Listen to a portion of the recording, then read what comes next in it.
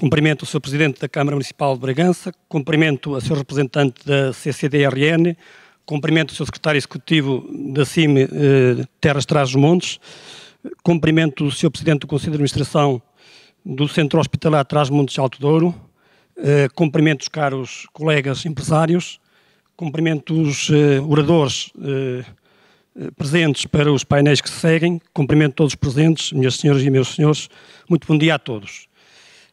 Queria deixar aqui apenas algumas breves notas soltas, até porque a intervenção que o Sr. Presidente da Câmara nos deixou aqui é bastante elucidativa e bastante demonstrativa sobre a problemática da interioridade e deixou-nos, de facto, aqui uma reflexão profunda sobre este tema e julgo que é um bom mote para, ao longo deste dia, podermos dissecar esta importante temática. Quero aproveitar também para saudar os promotores desta iniciativa, uma iniciativa muito bem estruturada. Desde já também meus parabéns pelo layout que nos trouxeram aqui, um layout sóbrio e moderno que valoriza este evento. Apenas uma nota relativamente à participação, julgo que este evento merecia mais participação pelo esforço que os seus promotores fizeram, uma equipa jovem, ainda por cima jovens que não são do território e que se preocupam com o território como um todo. Isso é um sinal muito positivo, porque é sinal que a nossa juventude olha para o futuro e que tem exatamente a percepção dos problemas e da falta de coesão territorial que o nosso país enfrenta. Foram feitos, de facto, vários fóruns ao longo destes últimos tempos, com esta temática um pouco por todo o distrito, fóruns muito interessantes e, como diria, julgo que esta sessão de encerramento merecia outra adesão. Contudo, devo notar também que uma segunda-feira e o final do mês, sobretudo para o tecido empresarial, não é propriamente um dia estimulante, porque os nossos empresários hoje estão muito preocupados com uma obrigação, que é a obrigação de pagar os seus salários e de fechar o mês. E depois também um período de transição para o período de férias, em que, de facto, os empresários têm que arrumar a casa e depois não sobra muito tempo. Por outro lado, devo dizer também que nos últimos tempos temos assistido a um conjunto muito alargado de seminários, todos eles à volta desta temática, do interior, de um novo modelo de desenvolvimento para o interior. Ainda no passado dia 18 aconteceu um grande evento, que foi o Fórum de Desenvolvimento Territorial em Vidago, promovido por 9 entidades da região, entidades transversais. Isso foi dia 18, dia 19. Dia 18 tivemos aqui também um grande fórum sobre as oportunidades de negócio proporcionadas pelo Portugal 2020, com um auditório cheio, com uma boa participação e temas muito importantes. Por isso, a minha palavra de saudação aos promotores e também de solidariedade por este seu esforço e de compreensão, porque é de facto positivo ver jovens preocupados com um tema que nos é caro a todos e, de facto, o tema da interioridade e dos desafios que a região tem pela frente revestem-se da maior relevância, como dizia. E por isso é todo oportuno trazê-los à colação e debatê-los, refleti-los. A interação com toda a comunidade é sempre um fator positivo que temos que saudar. Nesta perspectiva, colocaria aqui também algumas questões que poderiam servir também como um mote para o debate ao longo do dia e que também gostaria que fossem dadas respostas neste fórum. E a primeira delas é se continua efetivamente a fazer sentido numa economia global e aberta e numa sociedade moderna, em plena era digital e em plena globalização, falar desta dicotomia entre interior-norte. Se não fará mais sentido, por exemplo, falar noutras questões críticas que afetam, de facto, a falta de coesão territorial, económica e social do país e que provocam assimetrias no país. Desde logo uma delas que é, a meu ver, a principal, que é o Estado centralista que nós temos, um problema cultural que não é de agora, é do passado e que, de facto, provoca uma concentração doentia no litoral. Por exemplo, 4/5 da economia situam-se na região de Lisboa. 80% da população está nessa faixa do território que é a faixa mais desenvolvida. Grande parte do número de alunos de ensino superior e da oferta em termos de estabelecimentos de ensino superior situa-se exatamente nessa faixa. 80% dos quadros da administração pública central estão exatamente em Lisboa, na capital. Nós sabemos que em Lisboa não há agricultura, mas os quadros do Ministério da Agricultura estão praticamente todos lá. E, de facto, é esse problema de centralismo, de excesso de centralismo, que não olha ao país como um todo, que gera estas entropias e estas assimetrias. Eu acho que nós devemos combater sem limites o centralismo, porque é esse o grande problema que afeta a falta de coesão territorial. Depois, uma outra questão que nos é querida e que temos discutido muito, quais são efetivamente os fatores que têm provocado o contínuo despovoamento do território. E esta crise demográfica que tem provocado uma sangria no território. Essa, de facto, é uma questão central, é uma questão para a qual nós temos que encontrar respostas, e estes fóruns servem exatamente para isso, porque o grande problema que tem o nosso território é a crise demográfica que o afeta. Como sabem, o nosso saldo demográfico natural é negativo, morrem mais pessoas do que aquelas que nascem, e isso, de facto, é dramático, diria mesmo. Bragança ainda não enferma muito desse problema, porque nos últimos censos ganhou 1,4% de população. Enfim, há aquela ideia que Bragança tem perdido população. Não é verdade, é os censos, e é o elemento estatístico que afere essa evolução, espelha exatamente isso, que Bragança tem tido capacidade para aumentar a sua população. E às vezes são-nos apresentados alguns estudos, enfim, que olham para o copo meio vazio. Eu prefiro olhar para o copo meio cheio, e não podemos ser tão pessimistas e tão dramáticos nesse fator. E depois perspectivam-se que dentro de 3 décadas o distrito perca cerca de 40% de população.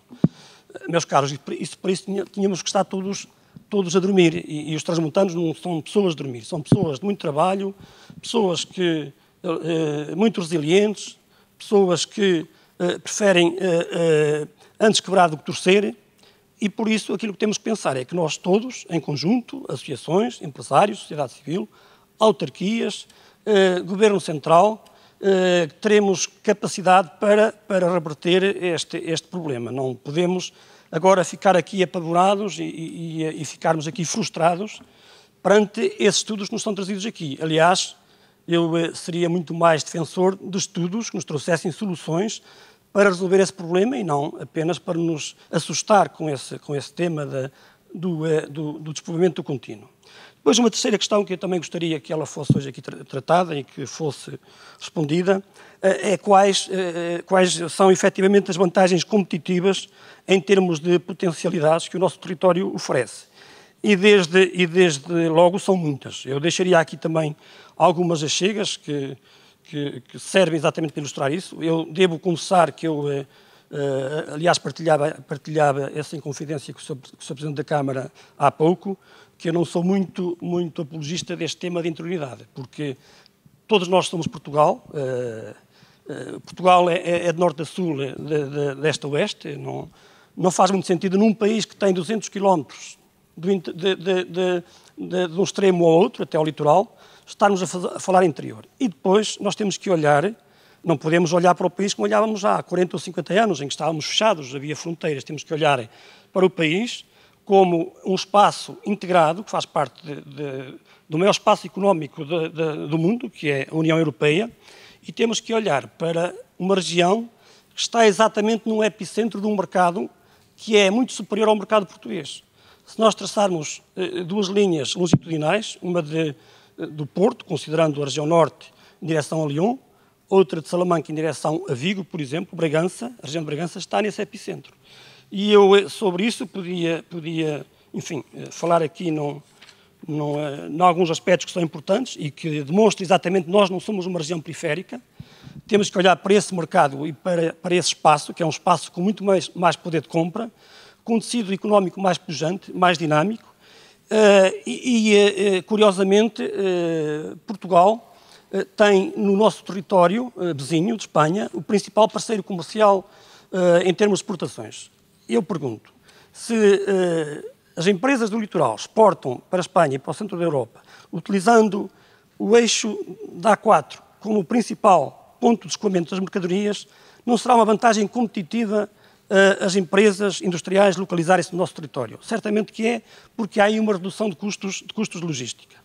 De facto, hoje Portugal vende mais para a Galiza, por exemplo, que é um território vizinho, que faz parte exatamente deste espaço, desta macro-região que eu estou aqui a elencar, do que para o Reino Unido, a Itália e a Holanda. Se considerarmos a Galiza isoladamente, esta região é o quinto maior cliente de Portugal. Um terço das empresas portuguesas que estão instaladas em Espanha optam por fazê-lo na região transfronteiriça, nesta região aqui próxima do nosso território, com especial destaque para a Galiza, onde estão presentes cerca de 50 empresas portuguesas.